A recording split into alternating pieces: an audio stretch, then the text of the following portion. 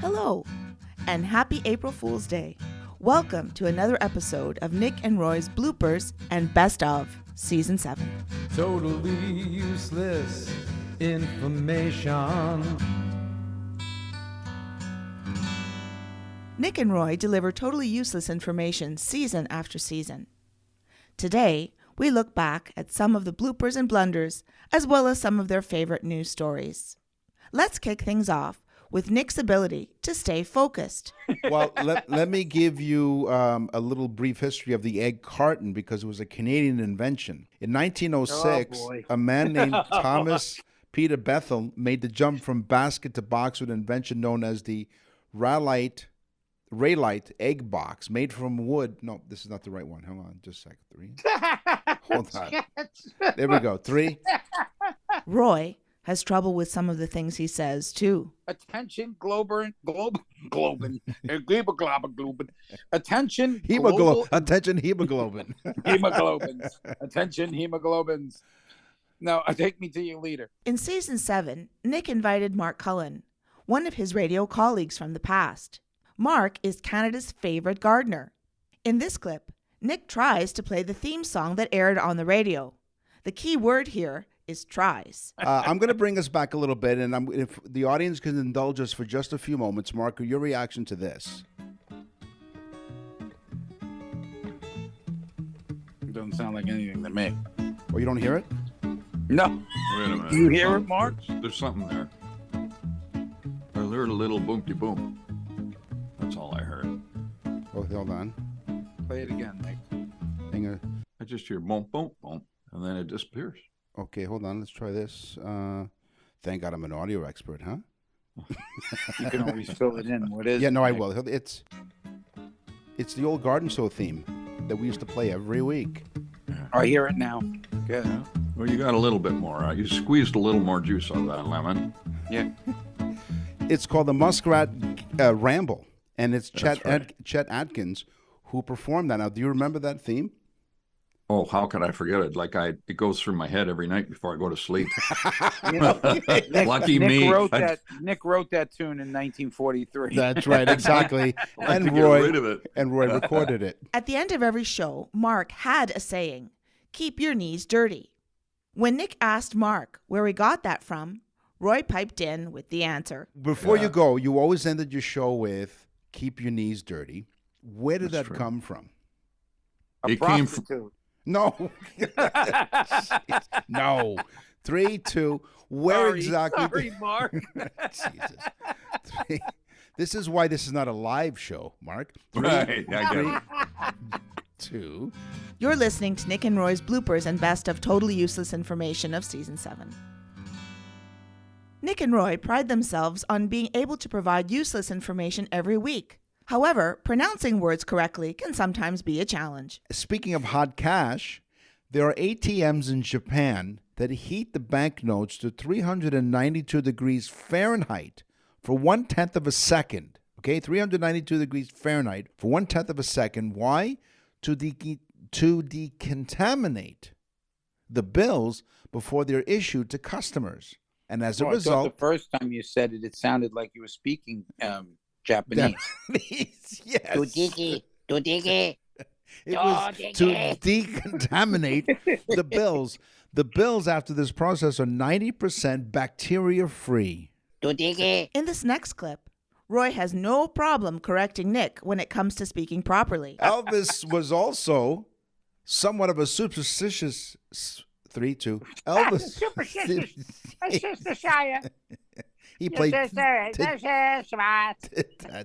3, 2. Roy has been married a long time. In fact, almost 40 years now. He says he has the formula for a happy marriage. Blah, blah, blah, blah, blah. By the way, that is the new language that I hear after being married for Almost 40 years. 40 years. Yeah, 40 years. It's Exactly. it's wonderful. Yeah. It's wonderful.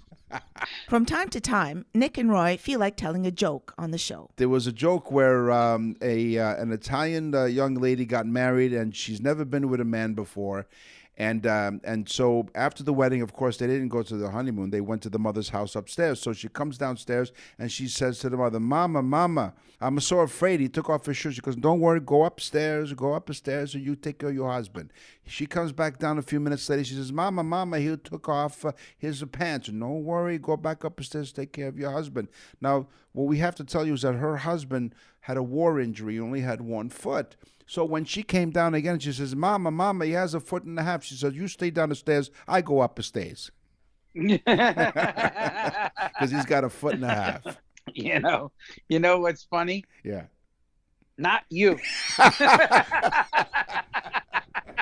You're listening to Nick and Roy's Bloopers and Best of Totally Useless Information of Season 7. Don't forget to check out nickandroy.com. There you will find the full library of episodes that you can catch up on. You can also click on the Nick and Roy store.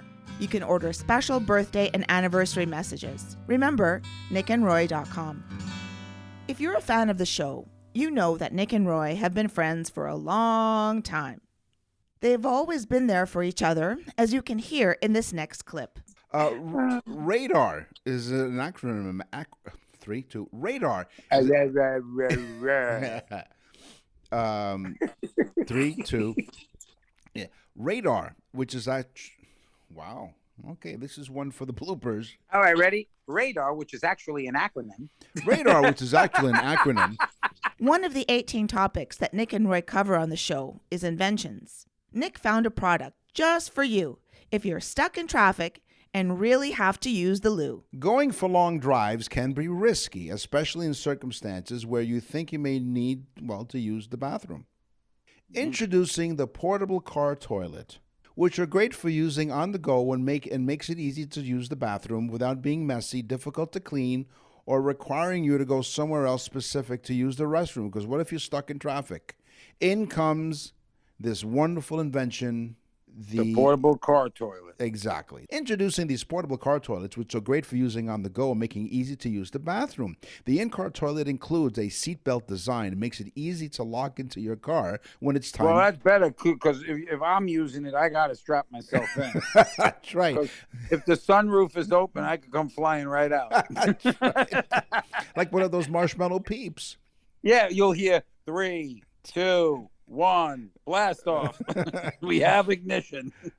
The portable toilet includes a double-layered sealed seat that uses a rubber ring to keep from leaking between compartments. In between the portable toilet seat and the box itself, it's really convenient because there's also space for replaceable 6 to 8 gallon waste collection bags. 6 to 8 gallons.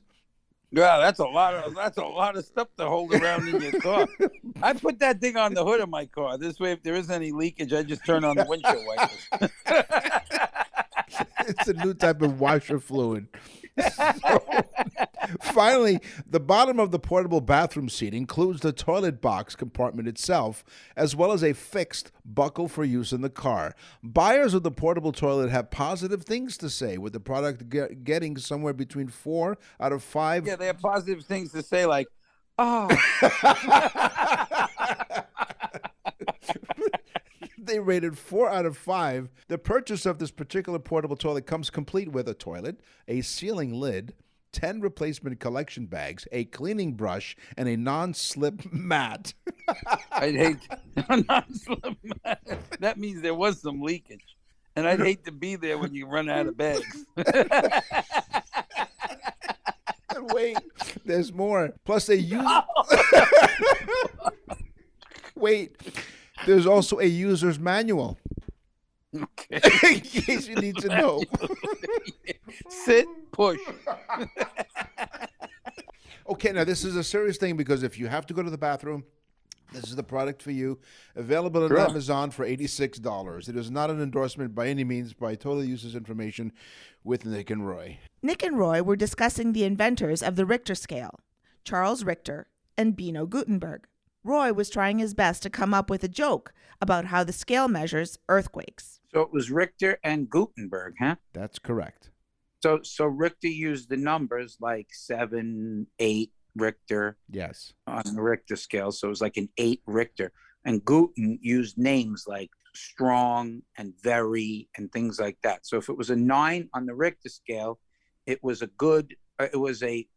It's a tough joke to get out. I know. Okay, I think I know where you're going. Okay, 3, 2.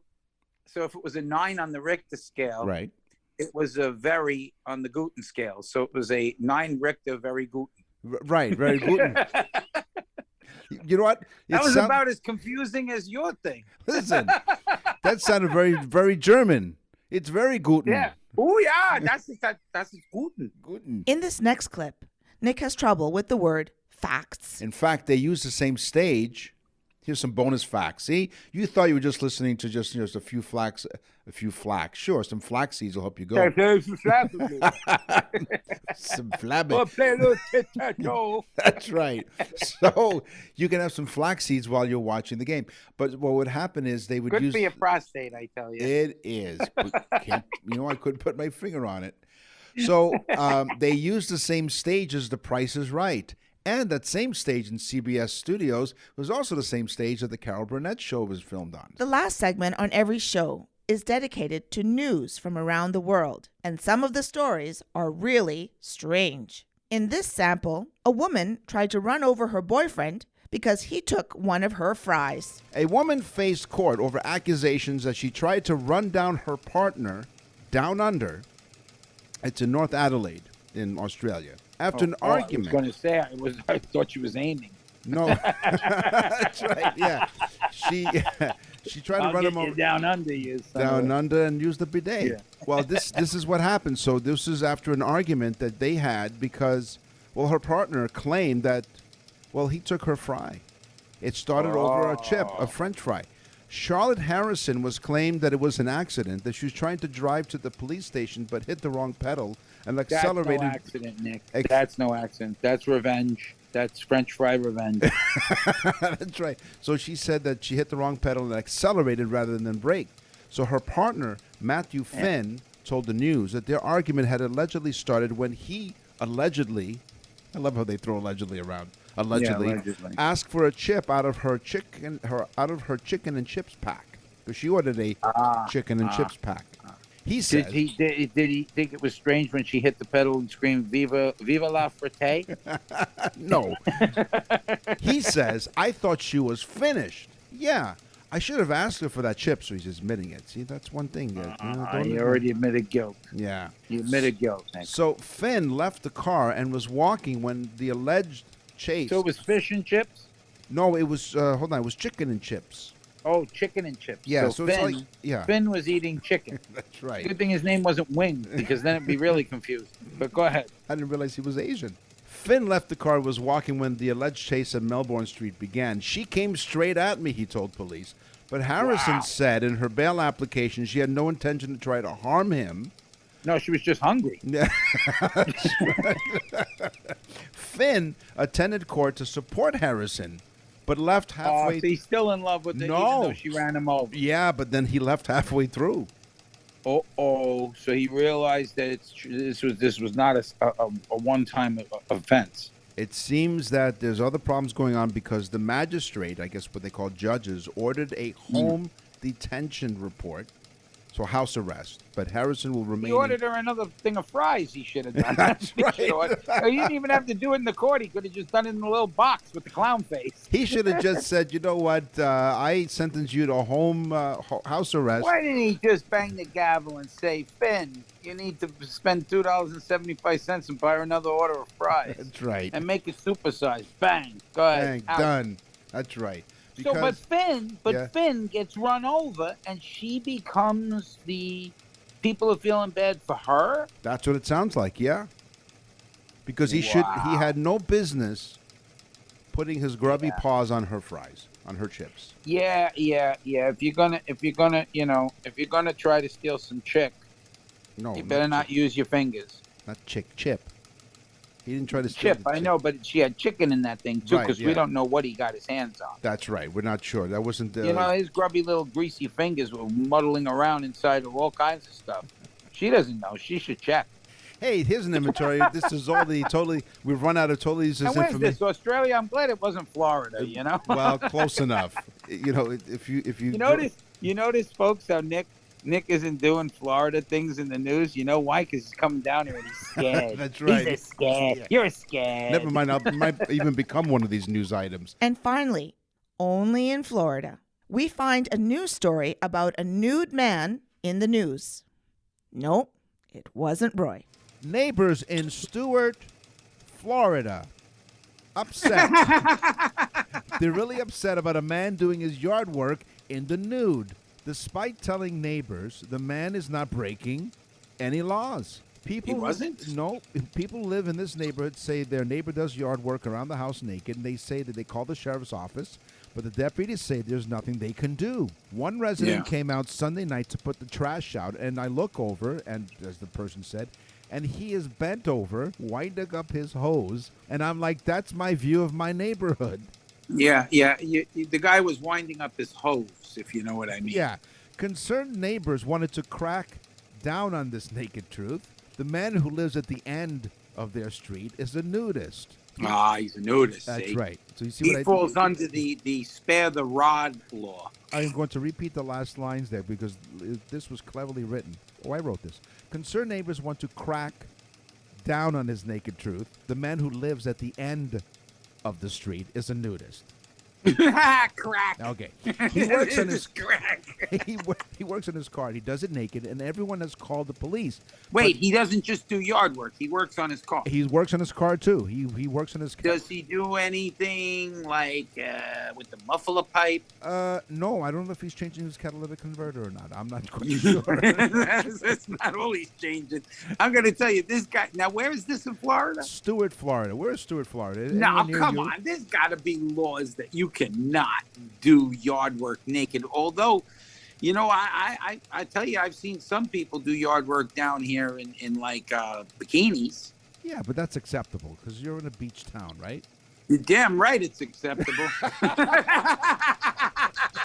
Is it according to the law? No, it's according to Roy. So, he works on I've investigated every single case. That's right.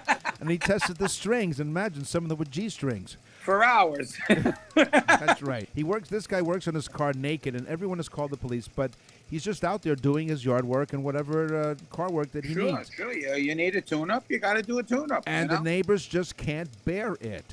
Have some. Bear it. You think the guy would get a pair of overalls or something? No, underalls. This guy that you're talking about is quite the daredevil. Now you think about this. You lean over into an engine, Nick. There's a lot of moving parts. There are. You know, Yeah. you might not want to lean too far in, if you know what I mean. It might get you, you know? Yeah, I do know what you mean, but it doesn't indicate if the guy was Jewish or not. That is not private at all. This is very public, one neighbor said. They can't bear it anymore. Yeah, I mean, this is Florida, so anything goes down here. We're pretty much now the state where anything goes. Think about it. Most of the people are moving from Chicago, New York, and California are coming here. Mm-hmm. So basically, all the lunatics in the United States are moving to Florida. That's right. Okay, so it's not going to... You know that person's from California. Probably. They're like... You know, free love and all this stuff. They're running around naked. Wait a minute. I just realized you're right. They are from California. You know why? Because he was showing his California raisins. You've been listening to Nick and Roy's bloopers and best of totally useless information of Season 7. Season 8 starts next week. Nick and Roy will have more interesting and intriguing guests and all of the totally useless information you can handle. Thanks to everyone for supporting the show. That's it for this episode of Totally Useless Information with Nick and Roy. We thank you very much for listening and coming along for the ride. We really do appreciate it. We will scour the internet and other sources as well as our staff. They'll check everything out, gather totally information just for you. Yes, and we'll even gather totally useless information for you. What did I say? You said totally information. That's right. Let's insert useless.